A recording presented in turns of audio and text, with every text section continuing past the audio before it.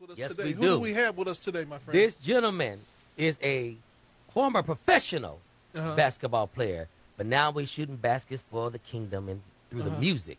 We're so honored to have this young man here. He has a new single out that is doing wonderful across the country. Everybody in these 37 countries that are listening and viewing today, we have the one and Trey Lew. Welcome to the Wake Up Morning Show with Dr. LT and Robert Earl Dean. Thank you, man. Glad to be here. I love the energy this morning, man. I love it. This is my type of vibe right here. Well, we had to bring it because you are a professional basketball player who went to Penn State University, so you're a smart basketball player for Jesus. Absolutely, absolutely. Yeah, praise God. Well, first of all, you know, I ain't gonna have a beef with you today. You always got a beef, but we got my basketball playing brother on here. I don't do beefs anymore. I do plants because plant-based. Okay, we'll take you know, it. I'm gonna do a plant today. Okay. I got three things I just need to get off my chest. Number one, you know, when I saw you get on first, I was like saying, in this corner, because don't look like he got no boxing but he go in the box for yeah, Jesus. You know, I'm always ready for war, man. Yeah. I'm always ready for war. So my first beef is I want to know why I get one of them jackets because it's dope. Yes. That's number one. Number two is I heard that you're a professional ball player. Yes. And I want to meet you on the court. For what? Because my first step is his last step. Is wicked. It's his last step. After that, I'm done. Right. But that first step, man. He can step up. You know, it's wicked. Up. After that, I started playing grab the ball, bump the ball. You know, and he started playing jacks. Yeah, I be thinking like I'm playing football versus basketball. Right. But no, man, this is exciting to us because we got this brother who has played professional ball, went up the ranks, everything else of that nature, but love God. Yes, that's dopeness, man. Praise God. So I just want to start off by saying, tell everybody who you are, what you about, where you from, who your mama and them is, all of that good stuff. Well, I'm from Cleveland, Ohio, y'all. My name is Trey Lew. That's Trey Lewis is my real name, but Trey Lew is my artist name. I'm a professional athlete, music artist, but everything I do it for the glory of God, man. You know, God has really blessed me with a amazing reach as far as just, you know, reaching certain levels with basketball. You know, I've been able to travel around the world and play, you know, in different countries. I've played in Germany. I've played in France. I've played in Israel. Just got back from Montenegro, actually, this year. Played over there. And I was also to sign a contract with the Utah Jazz organization and play at the NBA level. So God has really blessed me in that area. And but I've always loved music, man. Music and basketball have always been, you know, equal passions of mine. But now I'm able to fully pursue the music and just do it for His glory. So I'm really, really excited about this journey that I've been on, and just, you know, grateful to be here. Okay, I just got one more question. Look at that art in the back. Look at that art. He's an art lover. Yeah, but I want to ask this question to you. Utah? How was it in Utah? All I could think of cold and no black people. I was going to say the same thing. Our lighter brothers and sisters. You know what? Are you Mormon now? It's pretty on point. No, but it was actually beautiful, man. I never got a chance to see the mountains the way I saw them in Utah, man, with the snow on the mountains. But every view, everywhere you go in Utah is just really, really beautiful. Not many of us out there, you know, besides the locker room, and I saw a lot of, you know, my teammates, but, you know, it's far few in between a lot of us out there. But it was a very beautiful place, man, very beautiful. So did you start music in church, or was it just something that you grew up into? How did you get started in the music or loving music? Right. So I got to give a shout out to my parents, man. From my dad, who was always, you know, playing hip hop. You know, growing up, he taught me about, you know, the pioneers of hip hop music. So I really grew up on the real message of hip hop from KRS-One, the Heavy D, Public Enemy, LL Cool J. You know, these are the guys that my dad would listen to. He was teaching me, now this is real rap. You know, so this is real art. And so I would learn, you know, about, you know, what it meant. It was music with a message, you know. And how they delivered. And then for my mom, who's always playing, you know, CeCe Winans in the kitchen while she's cooking. So I had this like balance of, you know, the gospel and hip hop. And, so I've always been a fan of the art, and, naturally you grow up, you doing it yourself. I would freestyle and battle a lot of my friends. That was a big thing of mine, like rap battling growing up. But it wasn't until, I made it as a professional athlete, because my dad also taught me to really lock in and focus on what it is you want to do. So basketball was my first passion, and I followed that thing, and I went as hard as I could, and I made it to the professional level. And then after you reach, achieve some of your goals, you have more time on your hands, and I'm overseas, and I'm like, man, I really love this music thing. And I had my family over there with me at the time, my sister and her two kids. And what really made me want to get into the music for real was listening to what they were listening to. Yes, sir. My nephews were 10 and 12 at the time, and a lot of the music they would listen to and love, the lyrics were so terrible, man, and degrading and just foul, man. And they know every word, and that's just like, I can't have that, Right. So, I said, whoever y'all listening to, put the beat on. I guarantee I'm gonna spit something better than them. Right. And I just started doing that, and it started off with the freestyle, and that's how my first project, Through the Storm, came about. I just took a lot of the secular industry beats and just ripped them for the Lord, and my niece and nephew loved it, and then it ended up doing really well. And then that's really what kind of started everything in 2020. I just said, I'm gonna take it serious, because I know that it's needed, it's needed, an alternative to what these kids are listening to. I think what's important in the time that we live in is how MTV and other entities like videos influenced our young people. And being a head high school coach myself, kids listen to things before they run or before they do basketball, even the pros. I think it's important that we put the positive things in our spirit, because people don't realize the influence that music has. Music can cause you to want to commit suicide. It can cause you to want to murder. All those things have been proven. So I think it's great, and that God has positioned you for this time such as now. Praise God. And that's exactly why I'm here, y'all. And, got an album on the way this spring, coming out April 1st, entitled Spiritual Warfare. And that's really what this whole battle is about, because we know that Satan has had a stronghold in the music space for a long time.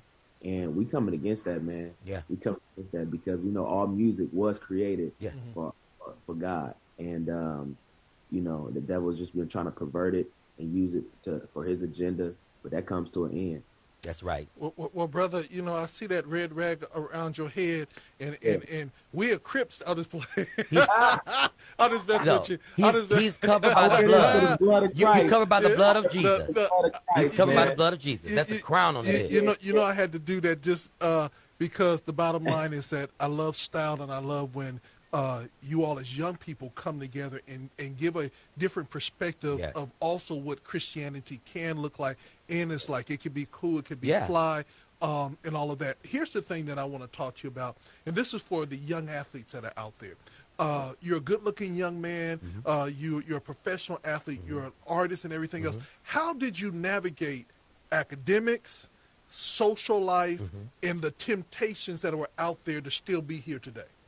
Wow, that's a great question. And and to all my athletes and, anybody aspiring to, be great at any level, what you really have to do is have a schedule and prioritize. That's huge. Fortunately, for me, growing up and going the college route, and, a lot of the, things that we have is already structured for us, like our study table and, what time is practice and our weight room. So, my life has been lived on a schedule, and that's what really helped me as far as prioritizing things. And so that helps with the balance of being able to, do multiple things, taking care of your schoolwork. For me now, it's the music, it's touring, it's still working out, staying in shape, handling my business. So there's a lot of different aspects that go to it, but it's really your schedule and prioritizing your time. And I will tell everybody out there, the reason that I made it to where I am is because the first thing I do every day is spend my time with the Lord. Come on. Nothing comes before that. And, I make sure that's the first priority. And when you have priorities and you take care of your business first, my pops always taught me, if you play now, you're gonna work later. But if you work now, you can play later. So take care of your business first, and then let the other stuff come. So how did you balance off Becky, Shanquisha, and Mary Lou? How did you balance off all that attention? I would say, like, first of all, staying in the word, staying girded. Not to say that, Becky Lou didn't have my attention and those, because they definitely did. And there were times where I failed, especially growing up as a, premier athlete. I was always a star on every team I was on. So that came with a lot of temptation. But, fortunately, I always had, what was, kept my eyes on the prize. And a lot of times, you have to make just decisions like, when my friends wanted to go party and kick it, I'm gonna hit the gym tonight. Right. That would, understanding the bigger picture is what kept me out of a lot of trouble, that I could have got myself in. Like I said, it really just takes discipline and really living this gospel thing out for real. That's right. That's right. Here's my second and the last three questions. How many brothers and sisters do you have? And, you said you always mention your mom and dad. How did you all were impacted by their leadership and your upbringing? Yeah. Well, I have two older sisters, so I was the youngest of three. He's spoiled. Big time spoiled. My sisters let me know every time, we all kicking it together.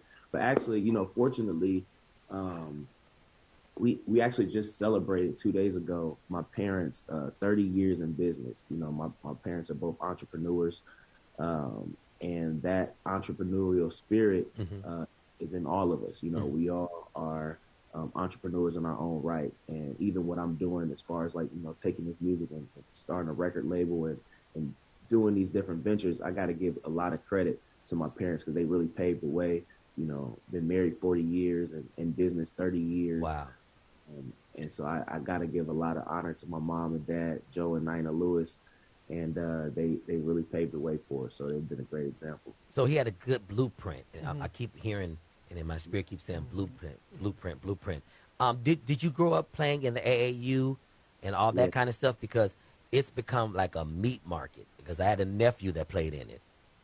Nah, it's crazy. Yeah, me and one of my business partners have an AAU team. And we actually have 14 now. But, it is a very, crazy space. But I see the impact you can have in these young kids' life when you do it right. You know what I'm saying? As a coach as well, the impact that we have. Like as an athlete, I can remember every coach I had. The great ones who really poured in my life and the not so great ones. But you don't forget that time that you really spent with those coaches and the impact that they made in your life. What are some of your aspirations as an entrepreneur and an artist now? What are some of your goals and dreams that you're going to accomplish? Because we're going to talk faith. Yeah, well, my goal as an artist is to be one of the most impactful in the game. I'm not trying to be, the most famous or make the most money from my art, but I'm trying to definitely make the most impact. I want people to hear my music and be transformed, and to believe that they can make it out of their situation, that they can achieve higher, no matter where they've been, they can overcome it. And even if they're at a high level, to stay humble, So it's about transparency. It's about really bringing honesty and just the real back to our music, man, and to really live this gospel thing out is the real main goal. So even in business, everything I do in this season, I'm learning how to do it for the Lord, whatever it is, whether I'm playing basketball, whether I'm in the studio, on the stage, whether I'm mowing my grass, whatever it is, I'm doing it for His glory. So let me ask you a question because, as a former superstar myself, I got one bar. Superstar what? I got one bar. What do you think about collaborations? I love it. Because, that's what the gospel is really about. It's about fellowshipping, right? and coming together with different people, getting different perspectives and seeing, how y'all can, bring y'all two visions together and make it impact. So I'm all with collaboration. Okay, What man. what you talking about? Yeah, He ain't talking about him. I just want to let you know I got one bar. One bar. Oh, God. It's dope. You know, I've got 16 bars Oh, or 8. Lord. But I got that one bar that Yeah. shifts the atmosphere. No, the reason I asked is because I'm also a record executive too, and I have some amazing artists that are doing amazing things from the street ministries and doing over 120 cities, really impacting, to doing the church and doing all the different things. I think that it's very important in this time, in this season, that we give a cornucopia of music for our young people. All right, cornucopia. Say it again. Did you say say it again. cornucopia? Come Did you on, say that? cornucopia. I'm about to pull up Google and look that one up. Yeah, me too. Yeah, you know, that variety of music so that our young people have something not as an alternative but a first choice. And I think the one thing that I love about your energy and what we see is that you are what they're seeing out there in the world. Yes, sir. You know what I'm saying? Your swag, your style, your personality. And so you give them not an alternative, but you can become that first choice for those athletes and for those young people that are growing up. And when they say, oh, well, we listen to this and this, and they can pull it off there. Check this one out. You know what I'm saying? And drop that mic. Look at the influence of Lecrae. Yeah. Look at the influence of people like him. What's the other one's name? Chance, the rapper. Mm-hmm. They are now in a position where people are listening to them and not listening to all the cussing and fussing and all that kind of stuff. And that's what I tell people as well. Like, you know, if you listen to Christian hip hop now, it's just as good, if not better, than any secular music out there. That's true. And I couldn't say that, you know, 5 years ago or 10 years ago. It's like not the transition to where it's at in the music production and the level of quality. I mean, it's amazing. And the message is so uplifting that why would I want to listen to, you know, a lot of the music that's degrading and bring us down. Right. And you know, one of the things I would say, I think that Christian hip hop has been off the chain for many, many years. The difference has been is that now we have more vehicles to get it out for more of the hip hop artists and the CCH people to be able to be heard. Because for so long, everything was like underground, and believe it or not, highly supported by people that were not African American, that were more Latino and white. And we're still, even in the black community, is still trying to navigate, digest, and connect with Christian hip hop. That's true. Yeah. That's very, and you definitely got to pay homage to the ones who paved the way. Yeah. Absolutely, because there's been a lot of them. Well, really... tap into the show on Friday midday around 11. They're going to have Chili from the Gospel Gangsters on, interviewing him. Surprisingly, you know, for me, we've been in the business now for over 30 years. And in doing what we do, it's crazy when someone calls you who you just look as one of the pioneers and say that when nobody else believed in us, you guys did. And you guys literally treated us like nobody else has treated us. And that's what the station, that is what, you know, our goal is with up and coming as well as established artists, to let them know that their assignment that God has given them is so valuable that we don't rush through interviews with them. We want to hear what their mission is so that the world can connect with.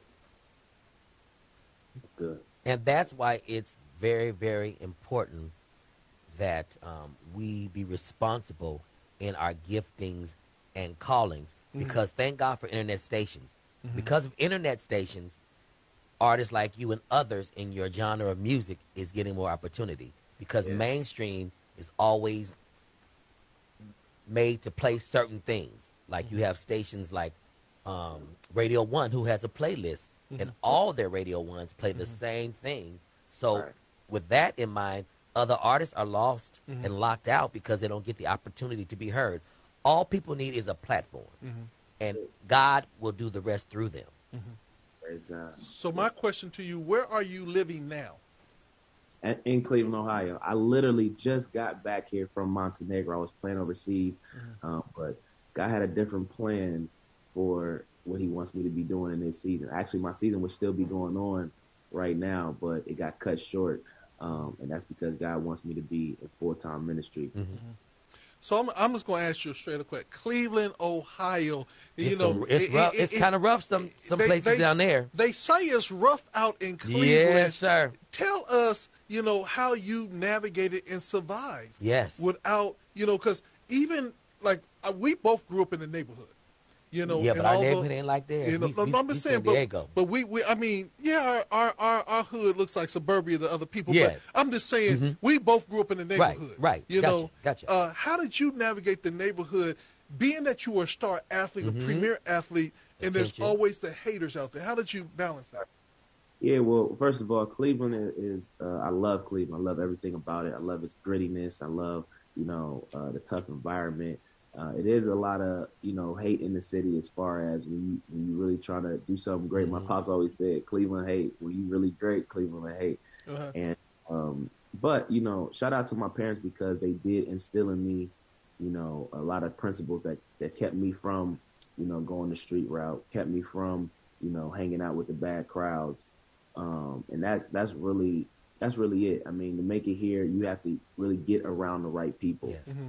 To this day, I make sure I surround myself with people that's going to keep me focused, that's going to hold me accountable, that ain't going to let me go down the wrong paths, and that's really the key for anybody out there who's listening. It's really who you surround yourself with, because you're going to be, who your friends are. That's right. I just made sure that I kept myself around good people. Not to say that I didn't make mistakes, because I definitely did. I always want to be honest with that. I definitely went down some wrong paths and hang out with some people that took me in those areas. But, because of God's grace, I was able to find a right community that held me accountable. But yeah, like speaking about Cleveland, man, like I said, a lot of people say if you could make it out of here, you can make it anywhere in the world. And I truly believe that, because it takes a certain level of mental toughness to make it here, because it's not as many opportunities.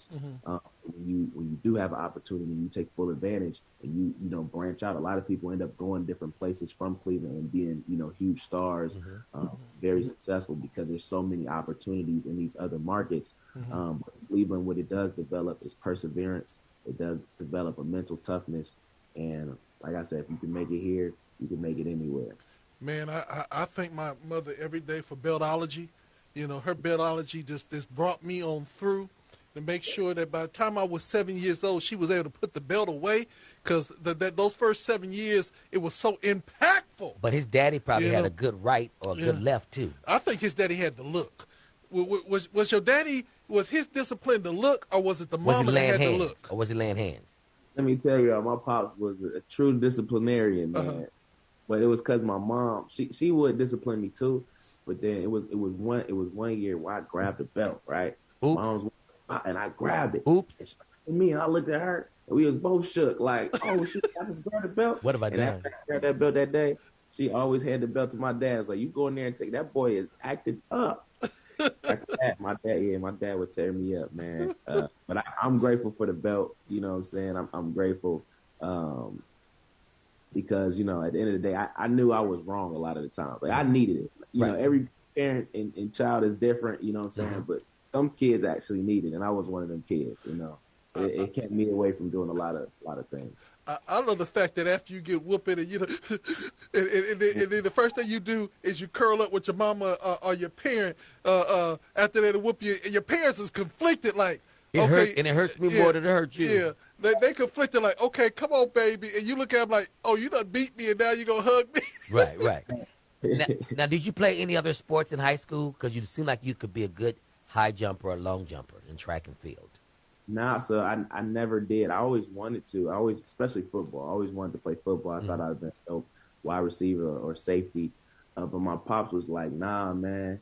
He's like, you too crazy. You mess around and go out there and do a front flip and try to, tear something. Right. He was like, he was the type to just say, if you really want to be great at something, put all your time and energy in the off season. You ain't playing other sport, work on your craft, and it paid off for me. Granted, when I have kids, I'm probably gonna let them play more sports, and because I see it's a lot. Each sport teaches you something different. Because LeBron, Allen Iverson, they were dynamic in football. Absolutely, yeah. They say AI was better at football than he was basketball. Yep. Yeah. Now let me say this to you. I want to give you some wisdom advice. When it comes down to your children playing sports, hear this: kicker. They make the most money. I tell people if I were to do football over again, it would be playing kicker. And kicking would be so fly. I would have a gold shoe as my kicking foot, and then I'll have the other one black because I don't want it to be distracted. Like that. See, it's just not as glamorous. Everybody want to be the running back. Exactly. But the money. But you get a kicker, get a friend that's a good holder. Y'all, me and my buddy, we're gonna go here and there, college and everything. I tell people you don't get hit as much. Your uniform look good, and at the end of the game, if you kick it and you get through it, they carry you off the field. Yeah. Boy, Yeah.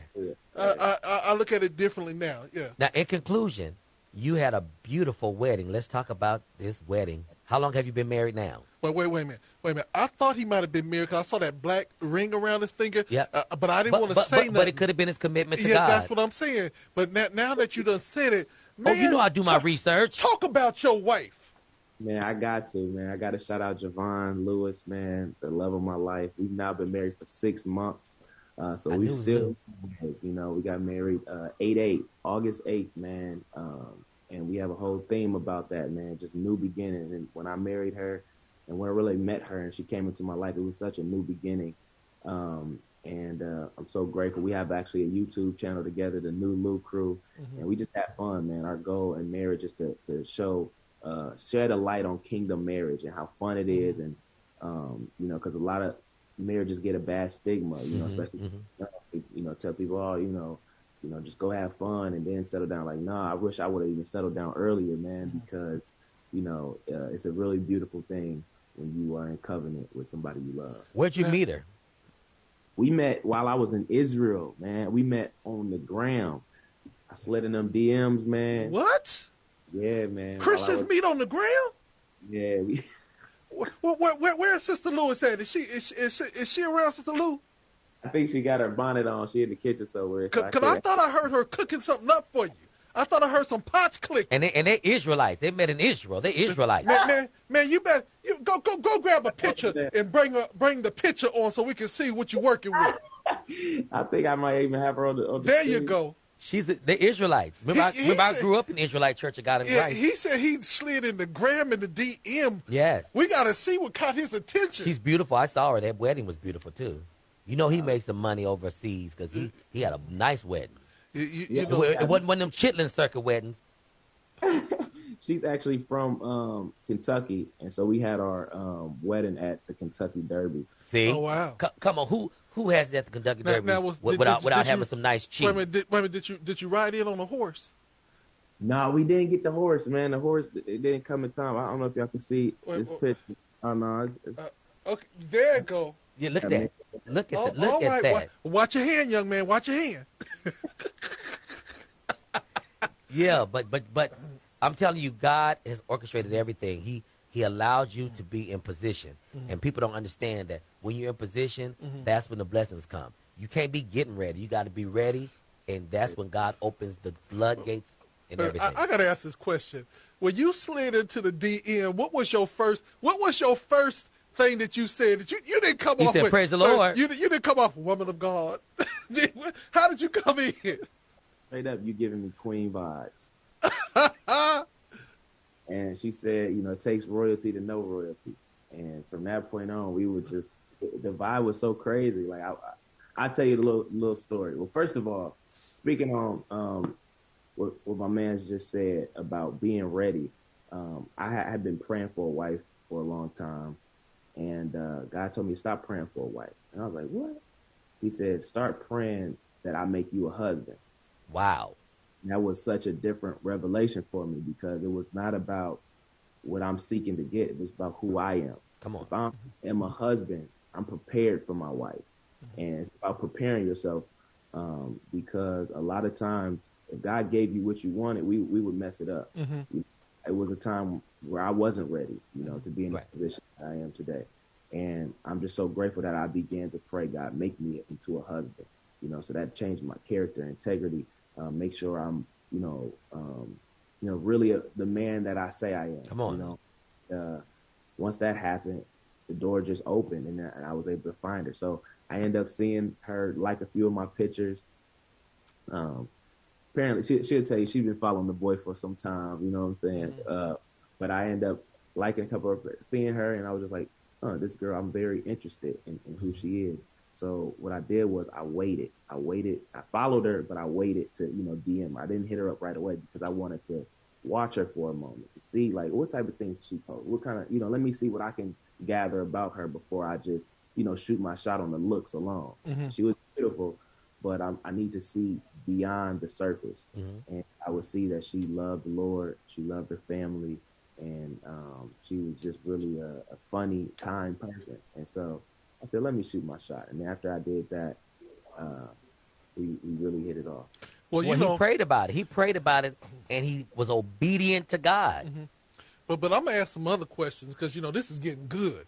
So when the first time that you meet, where did you guys meet at? After the whole social media connect, where did y'all meet? And I want to know, where did y'all meet the first time? And how did you get to Israel together? And then I want to find out, what was it like meeting her parents for the first time? You know what? I'm gonna bring my. We gonna do another one. We got another interview, and I'm gonna bring my wife on with. Yes. Okay. Really tell the story, but I'll let y'all know that I was in Israel at the time. Like I said, I hit her up, and then I ended up, as soon as I came home, I went on a tour. That was the first time I went on a musical tour with the Invasion tour, and it was amazing. We went from the Midwest all the way out to Cali, and then I ended in Phoenix. And as soon as I ended in Phoenix, I called her. I said, I'm flying right to Kentucky to meet you. So that was the first time I met her. As soon as I got back from Israel, after the tour, I flew into Kentucky, and that was the first time I saw her in person. But where'd you meet her at? I met her at, we went to the Omni, the restaurant at the Omni. A public place. Hallelujah. Yeah, a public place. And did she have security with her mom and them over in the corner? She had her homegirl spying on him. That's like, okay, he's here. Okay, now you come over here. We got your back. Right. If he crazy, girl, we got you. Or her homegirls that will fight, Lucretia and all them people. Right. Yeah. Her friends, they definitely get down. But I will say this, though. We had a chance to talk for 3 months before I actually got a chance to meet her in person. So, wow. We felt like we really knew each other.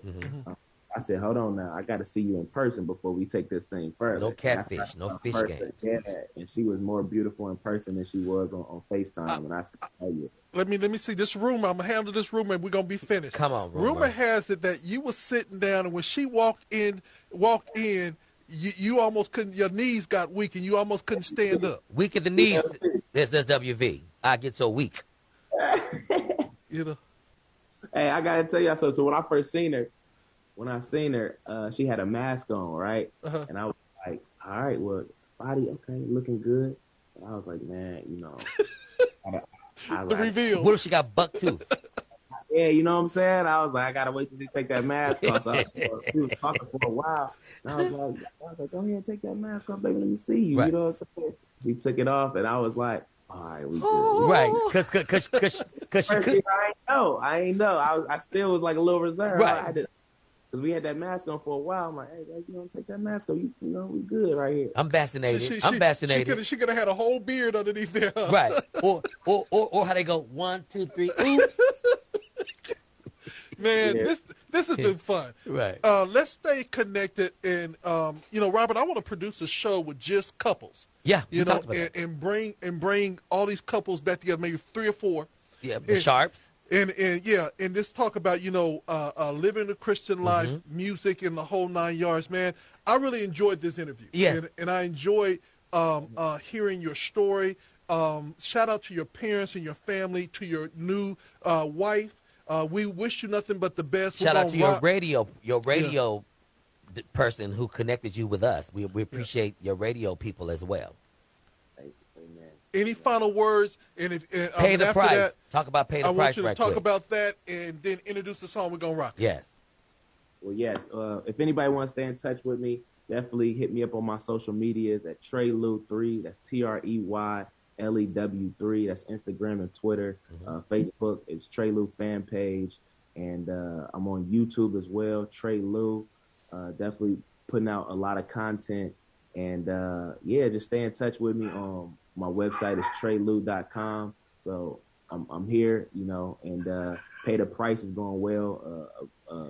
Featuring my brother Paris Carriz, who's killing it right now. But Pay the Price is doing well on all platforms. And yeah, continue to get ready for my album coming out with my other brother Corey Bates. It's a joint album, Spiritual Warfare, coming this April. And yeah, a lot of exciting stuff. Soldier, the single Soldier is about to drop really soon in the next couple of weeks. So it's just a lot of exciting things going on, and I'm preparing to release a book soon too. So, well, I got to jump on because the dog is upset that you didn't call his name out. Can you call his name out so he or her name? Or her name, because you know he in the background like, what about me? Louis, and y'all go check out the new Lew crew on YouTube. Y'all learn all about Louis. Louis actually is a survivor, man. Louis is only 4 months now. It's a little Bichon Frise. But Louis just survived a crazy battle with a virus called Parvo. Louis is a soldier, man. Y'all got to go check out our YouTube channel. For all the dog lovers out there. I was going to say Lil Bow Wow. Yeah. So we got Lil Bow Wow. Yeah, we got Lil Louis. Lil Louis. All right, y'all. This is our new friend, Trey Lew. He's dropping this hot one called Pay the Price. Y'all check it out. Download it. Follow him. Check out the new Lew crew on YouTube, and man, we're gonna tap into you. Tell your wife we salute her. We wish you all the best. Represent the kingdom and everything that you do. Here we go, y'all. This is Trey Lew. Pay the price. He's coming to San Diego soon. Can't go to court. Get in there.